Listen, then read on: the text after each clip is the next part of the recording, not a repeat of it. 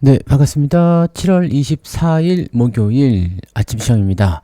자, 뉴욕 증시가 오랜만에 뜨겁습니다. 다우지수 1.1% 상승했고요.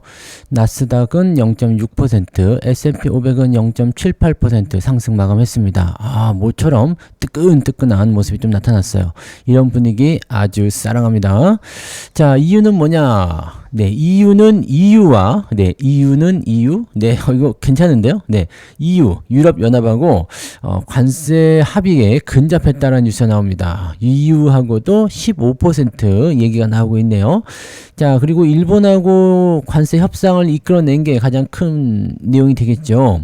일본은 자동차 품목 관세까지도 12.5%로 낮춰버렸다고 얘기가 나왔으니까 우리도 거기에 대한 기대감이 확 커지는 그런 모습인 것 같습니다. 다만 우리도 부담이 굉장하죠. 네, 얼마나 많은 걸 내줘야 할까, 무엇을 내줄까. 자, 지금 협상단이 접근을 해서 이야기하고 있다고 합니다. 거의 이제 임박해가지고 얘기들 나오는 모습들이라 일단 빠른 시간 안에 진행되겠죠. 자, 주말 안에 그에 따른 협상안들이 나올 것으로 예상되기도 하고요. 또 그 협상안을 통해서 더 좋은 그런 결과들을 도출해낼 수 있지 않을까 이렇게 생각되기도 합니다. 자, 그런 부분들을 본다면 일단 시장이 가지고 있는 그런 기초 체력이나 이런 것들이 한 번 더 업그레이드 될 수도 있고요. 그 다음에 미국 같은 경우도 관세에 대한 부담감을 계속 안고 있었는데 이제 관세를 매기면서 적정한 선에서 도출이 됐다면 그동안 그 증시를 짓누르고 있었던 그런 모습들이 좀 풀어날 수 있는 그런 기대감이 있지 않을까 생각해 봅니다. 미국도 좋고 그 다음에 다른 나라 국가도 좋고 뭐 다른 나라 국가인데 어차피 관세를 매기는 거라 좋은 것 같지는 않은데 그래도 나쁜 상황은 없어진다. 이렇게 되면 조금 괜찮아지지 않을까요? 자, 아무튼 시장 분위기 굉장히 좋기 때문에 오늘도 따뜻한 장세 한번 기대를 좀 해보자고요. 자, 조정이 나올 것 같았는데 나올 듯 말 듯 하면서 다시 올라가는 그런 기가 막힌 장이네요. 자, 뉴스를 한번 챙겨보도록 합시다. 뉴스를 살펴보시면은요, 제일 먼저 나온 게 이제 EU와 15% 관세 합의 근접, 그래서 다우지수 S&P 500이 최고치를 찍었다라는 거. 야, 분위기 괜찮은데요. 네, 위험 선호 심리를 자극했다라는 거죠.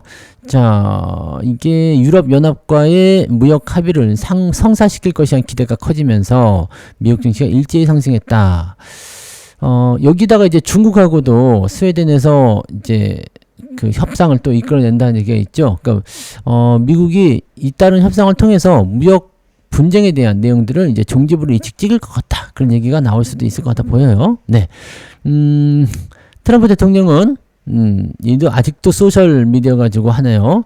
트루스 소셜을 가지고서 뭐라고 하고 있느냐. 미국과 일본 간 대규모 무역 합의를 마무리했다. 끝. 네. 일본산 수출품에 대해서 15% 상호 관세를 부과했다. 이런 게 되어 있고요. 품목 관세조차도 낮출 수 있다. 그래서 품목 관세 자동차도 12.5%로 낮춘 내용이 어디에 있었는데 없네요. 네, 그 내용이 좀 나왔던 거죠. 자, 그러면서 뭐라고 또 했느냐. 유럽연합과의 무역협정을 체결하기 위해 유럽 주가 회동 중이다. 거의 근접했다. 이런 얘기가 나오는 거죠.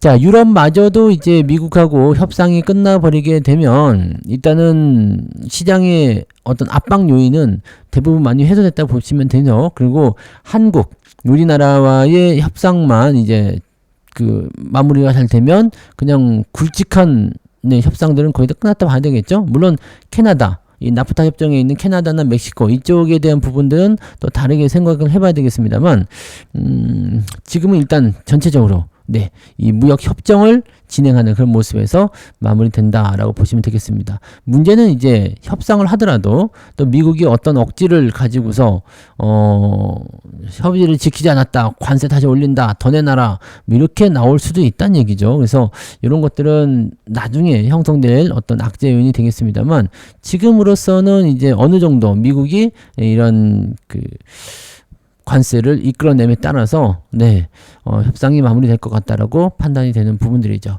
자, 다른 세계 다른 국가들이 약간 고통스러운 모습은 좀 가져가야 될 것 같긴 합니다만은 그로 인해서 얻는 이득이 더 크니까 협의를 하는 거 아닐까 생각합니다. 자, 미국 내 대규모 투자를 유도하면서 상당한 수익을 창출했고 비판론자들이 우려한 시장 혼란이나 인플레이션은 나타나지 않았다라고 되어 있습니다. 그죠? 미국 쪽으로 투자를 많이 이끌어내면서 그래서 미국에 대한 어떤 기대치가 많이 높아졌고 또 이런 시장의 혼란이나 또 관세에 의한 인플레이션이 나타나지 않았다라고 평가를 했다라고 하는데 글쎄요. 이거는 아직 해봐야지 합니다. 왜냐면 관세가 지금까지는 매겨지지 않았거든요. 그래서 지금 계속 유예가 됐었던 상황이라서 관세에 의한 인플레이션 이런 건 없는 거고, 자, 이제 문제는 8월 1일부터 이제 무역 협상에 따라서 15%의 상호 관세라는 것이 나오게 되는 거잖아요. 상호 관세가 나오게 되는 상황이 되게 되면 어떤 일이 벌어지겠습니까? 그게 적용이 되겠죠?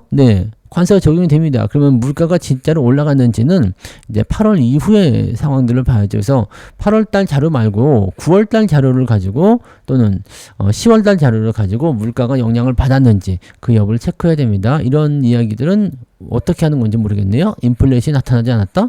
글쎄, 이거는 봐야 됩니다. 그래서 연준이 어떻게 보면 되게 현명한 걸 수도 있어요. 9월 달에 금리 인하를 결정하겠다. 관세 여부 보고 결정하겠다. 이렇게 하는 것이 실제로 이 인플레이션이 적용되는 부분들은 이제 관세가 진행된 이후로 생각해야 된다라는 그런 부분들을 가지고 있었겠죠.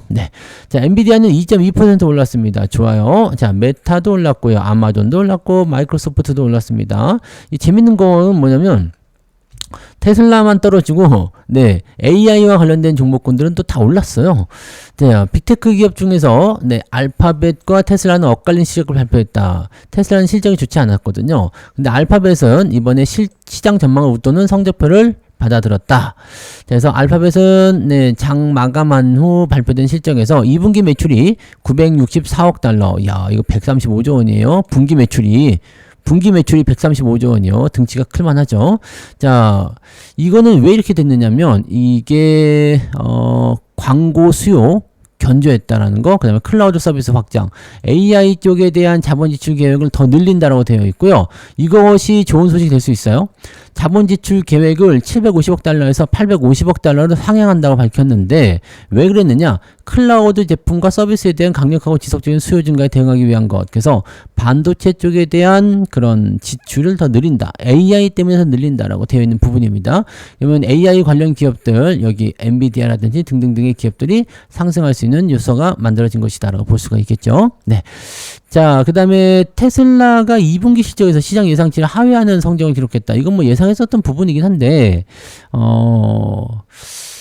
테슬라는 조금 이제, 저물어 가는 거 아니냐라는 생각이 조금은 듭니다. 그죠? 이거는 좀 주의가 좀 필요할 것 같은 느낌적인 느낌이 좀 있어요. 테슬라의 2분기 실적에 따르면 주당, 순이익은 40센트로 금융정보업체가 집계한 시장 전망치 43센트에 미치지 못했다. EPS가 예상치에 미치지 못하면 실적이 어닝 쇼크라고 얘기가 나오죠. 자, 자동차 부문 매출은 16% 감소했다라고 되어 있고요. 일단은 주가가 떨어지고 있는 상태입니다. 주가가 떨어지고 있는 상태고 장 마감 이후에는 조금 올랐다고 되어 있긴 한데 워낙 실적 발표에 대한 기대치가 낮았던 이유 때문이다라고 되어 있다고 하네요. 원래부터 기대 안 했어 임마 이렇게 됐었기 때문에 주가가 시간에 의해서 많이 안 빠진다라고 되어 있는데 약세라는 게 문제죠. 증시가 많이 올랐는데 오르지 못했다라는 거, 그게 제일 큰 문제라고 보시면 되겠습니다. 그래서 그 내용들 체크하시고요. 국채금리는 좀 올랐다고 하네요. 국채 금리가 올랐다고. 자, 요것도 생각해 볼 필요가 있습니다. 이 관세율에 의한 부분들이니까, 금리가 다시 인플레이션 재발 가능성으로 보고 있다. 이렇게 얘기가 나오는 거거든요. 자, 근데 국채 금리가 상승했는데, 뭐랄까요? 금리 인하를 하기가 어려워진다는 식으로 얘기 나오는 거잖아요. 자, 며칠 전이었나요? 제가 그 레버리지 3배 쪽에 서학개미들이 엄청 베팅했다.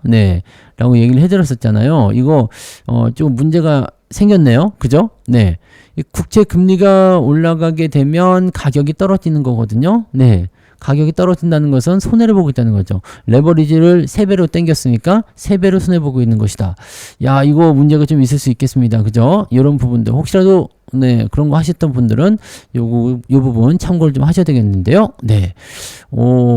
그래요. 이런 식으로 네, 주요한 뉴스들이 하나에 다 몰려 있었네요. 좋습니다. 그런 내용이고 요런 뉴스가 하나 있었어요. 네. 어제 나온 뉴스인데 도루묵이 불안한 이정부 랠리라고 되어 있습니다. 이게 무슨 얘기냐면 양도세 강화 가능성에 대한 이야기가 나온 거거든요. 지금 정부 입장에서 무엇을 하고 있느냐? 양도세 강화에 대한 부분들을 검토하고 있다는 얘기가 있었어요. 자, 얘기 들으셨나 모르겠지만, 자, 거의 5년 동안 대주주 요건을 50억 원에서 10억 원으로 낮췄었는데, 5년 동안 부담을 했기 때문에 대주주 입장에서도 준비할 과정은 많이 있었다. 그래서 주가 반영이 크게 없었다라고 되어 있는데, 근데 이번에는 말이죠, 대주주 요건 강화를 굉장히 빠른 시간 내에 진행할 수 있다라는 얘기가 되는 겁니다. 자, 1년 안에 그냥 이렇게 해버린다라고 하면 너무 빠른 상황이 일어날 수 있는 거 아니냐라는 거죠. 2020년 연말에 이런 사례가 있었고, 자, 그 당시에 주가가 급락하니까 양도세를 회피하기 위해서 매도가 많이 나타났고, 시장은 충격을 받았었다. 이 양도세가 지금 현행 50억인데, 요거를 이제, 만약에, 네, 10억 원으로 이렇게 낮춰버리게 된다라고 한다면, 정부가 이런 부분들을 검토를 하고 있다라고 하니까, 네, 굉장히 빠른 시간 안에 이것이 적용이 됐을 경우에 상당히 불안한 정도 수준의 랠리가 나올 수가 있습니다. 근데 만약에 이걸 50억으로 계속 유지한다고 한다면 이제 대주주들의 이런 양도세 회피 물량들이 나오지 않을 가능성이 굉장히 높기 때문에 네, 지금처럼 이제 밸류업 드라이브가 계속 걸릴 수가 있는 거죠. 근데 만약에 네, 여기서 이 양도세 물량을 연말에 끄집어내는 형태가 나타나게 된다. 그 법제화돼서 거기 양도세를 피하기 위해서 팔아야 되겠다. 그러면은 연말에 또 매도가 몰려요. 지금이야 뭐 괜찮게 지나갈 수도 있지만 연말에 매도가 몰리게 되거든요. 왜냐면 그 기준을 낮춰야지 내가 세금을 안 낼 거 아니에요. 그러니까 그 기준이 떨어질 때까지는 매도를 쳐버릴 수밖에 없죠. 그렇게 되면 세금을 회피하기 위한 매도가 나오기 때문에 그 물량이 상당합니다. 그러면은 주가가 일순간에 또 급락할 수 있는 가능성이 있겠죠. 그러니까 지금 당장 빠지지 않는다고 해서 이 양도세에 대한 어떤 부담 요소들이 무조건 좋은 건 아닙니다. 그래서 요거 같은 경우는 이거 별로인 것 같아요. 네, 뭐 세금에 대한 부분들이 부족하다, 뭐 충분히 그럴 수 있겠습니다만 이거를 주식 투자를 통해서 뭐 양도세를 10억으로 낮춘다. 이 10억으로 낮추는 부분이 과거에 우리가 많이 봤잖아요. 아들, 손자, 며느리 다 모여서 10억 원이거든요. 그러니까 이렇게 되면은 안 걸려들 사람이 거의 없어요. 네, 아들, 손자, 며느리 해가지고 10억 원이야. 그럼 나는 뭐 1억밖에 안 샀는데 뭐 할아버지가 9억을 샀어. 또는 뭐 손자가 뭐 얼마를 샀어. 이게 온 가족 다 합쳐버리면 안 되는 거죠. 물론 이번에 정책이 또 어떻게 나올지 모릅니다만 지난번에 나왔던 그 정책을 그대로 끌고 간다 그러면 문제가 되겠죠. 물론 아직까지는 검토하고 있다는 얘기죠. 그래서 아마 시장이 올라가는 과정에서 이걸 진행한다라고 하면 반발은 제법 있을 거예요. 그래서 그런 것까지 생각하면은 그래도 좀 아직은 너무 네, 이런 거 걱정하는 것은 좀 이르지 않느냐라고 생각되긴 하는데 이런 얘기가 슬금슬금 나오면서 시장의 반응을 살펴보는 거 아닌가라고 생각이 듭니다. 얍샤리 정부, 네, 이렇게 생각해야 되나요? 네, 이렇게 보면은 안 되죠. 그래서 지금은 시장이 어느 정도 올라서 안정화될 때까지는 요거는 사실 네 건드리면 안 될 것 같아요. 지금 3,000포인트 가지고는 사실 안정화됐다고 볼 수가 없죠. 아직은 네 사람들이 시장에 대한 관점들을 아직 긍정적으로 완전히 돌아서는 모습은 아니기 때문에 지금 이렇게 장 조금 올랐다고 해가지고 뭐 한다 그러다가는 진짜로 도루묵 되는 수가 있죠. 그래서 이런 거는 조심해야 됩니다. 네, 아무튼 이런 얘기가 있다는 것 정도만 참고하시고 아직까지는 뭐 특별한 건 아니지만 네 이런 것들이 나타날 수 있다라는 것을 참고하실 필요는 있겠습니다. 네. 자, 그 다음에 볼만한 건 뭐 있을까요? 다 얘기해드린 내용들 그대로 나오고 요거 한번 볼까요? 네. 관세 협상에 실패하면 역풍, 성공하면 주도주가 된다. 한방 노리는 자동차 주들. 야, 이거 일본 자동차 여기 있었군요. 네. 품목관세를 12.5% 적용. 일본 자동차에 대해서. 네, 그래서 일본 자동차 기업들이 막 급등하고 난리가 아니었죠. 자, 그러니까 한국도 비슷한 협상 결과를 얻을 수 있을 것이란 기대감. 이렇게 되면 가능성이 있습니다. 네. 다만 이제 일본과 같은 이런 형태의 관세가 적용되지 않으면 타격을 받을 수는 있겠죠. 네. 근데 가능성이 있죠. 네, 품목관세를 낮추는 건 가능성이 있습니다. 왜냐면 이거는 이미 네, 현대차가 어마어마한 투자를 하기로 미국에 가가지고 네, 발표도 하고 뭐 그랬었기 때문에 이 부분 같은 경우는 낮춰줄 요인은 분명히 있을 거라 생각합니다. 그래서 제가 이 부분에 대해서 계속 말씀드렸죠. 이 실적에 대한 부분이나 이런 것들이 당장 이제 뭐 문제시 될 만한 부분들은 없을 것이다. 왜? 미국에서 만드는 자동차를 전부 다 미국에서 소화해 버리게 되면 실질적으로 거기에 따른 그 관세 영향의 악영향, 실적 악화 이런 것들이 부담스럽지 않다라는 거죠. 그러니까 지금 자동차에 대한 부분들은 관세 협상의 여지가 분명히 남아있는 상황이니까 그대로 유지를 하되 주가가 슬슬 올라오고 있는 부분들 같은 경우는 그런 기대감이 주가에 반영되고 있기 때문이다. 그러니까 우리는 자동차를 가지고 가거나 밑에서 더 사거나 둘 중에 하나 이렇게 보시면 되는 거죠. 그리고 자동차 부품주들도 마찬가지고요. 자동차 부품주들은 오히려 관세가 지금은 안 먹여지고 있잖아요. 그래서 이런 것들을 미리미리 준비했다라면 오늘 어제 오늘 이렇게 치고 올라가는 모습이 좋았겠죠. 다만 중요한 건 이거는 기대감을 가지고 일단 주가 많이 오른 건데 이게 이대로 안 되면 어떡하느냐 이거거든요. 이대로 안 되면 이제 주가가 급락을 할 수 있는 상황이 되겠죠. 오늘 만약에 8% 올랐다. 그럼 내일은 10% 빠질 수도 있습니다. 뭐 이런 식으로 나올 수도 있겠죠. 왜냐면 실망감이 더 크게 나올 수도 있기 때문에. 근데 제가 보기에는 관세는 낮아질 거다 생각합니다. 그래서 관세가 조절이 되게 되면 우리가 얻을 수 있는 부분이 많이 생길 거예요. 그래서 그 기대감으로 일단 보시면 좋을 것 같고요. 기존 품목관세 대비 절반 수준으로 낮춰졌다는 것은 굉장히 의미가 있어요. 지금 25%잖아요. 품목관세가. 근데 이거를 대폭 낮출 수 있다면 더 좋을 수가 있겠죠. 그러니까 이렇게 되면은 우리도 뭐 한 15%나 네 아니면은 뭐 10% 정도로 이렇게 낮춰주면 매우 좋지 않을까 생각되긴 합니다. 우리는 지금 미국 쪽에 투자한 부분도 굉장히 큰데요. 그러니까 이것도 기대감을 더 해봐도 될 것 같아 보여요. 네. 아무튼, 네, 15% 정도면은 괜찮은 것 같아 보여요. 네, 괜찮은 것 같아 보여서, 우리도 이 정도로만 하게 된다 그러면은, 자동차 쪽 업황이 주도 업종이 될 수 있다. 하반기 주도 업종.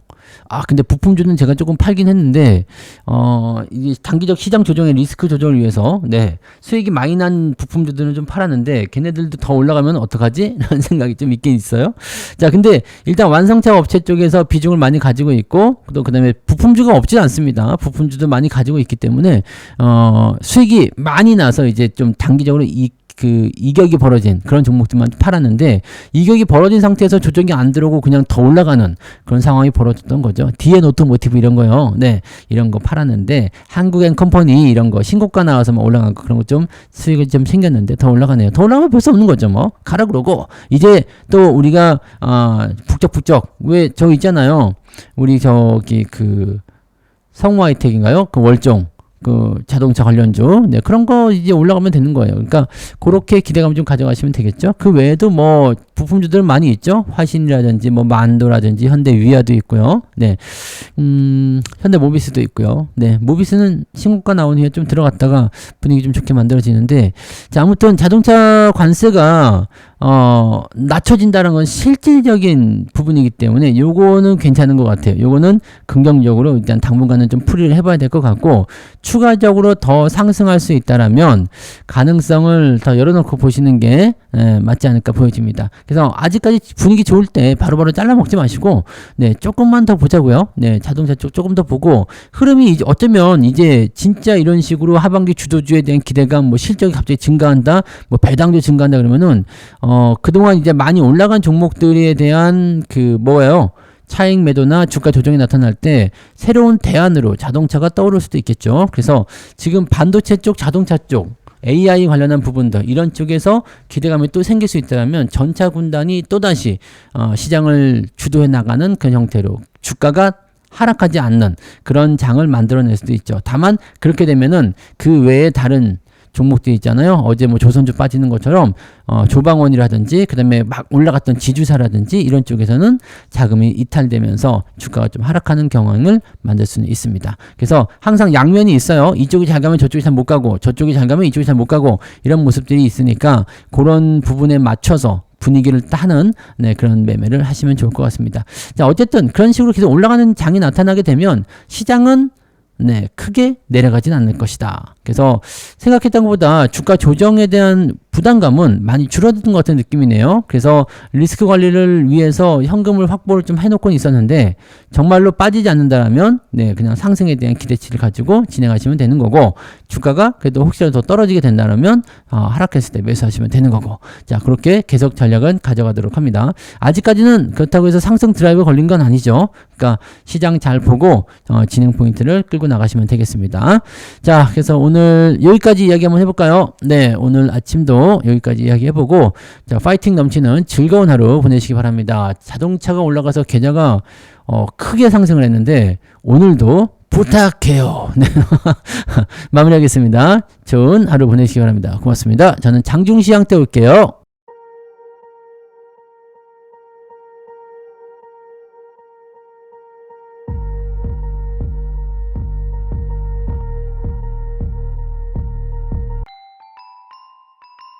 본 방송에서 제공되는 모든 정보는 투자 판단의 참고 자료이며 투자의 최종 책임은 본 방송을 이용하는 본인에게 있습니다.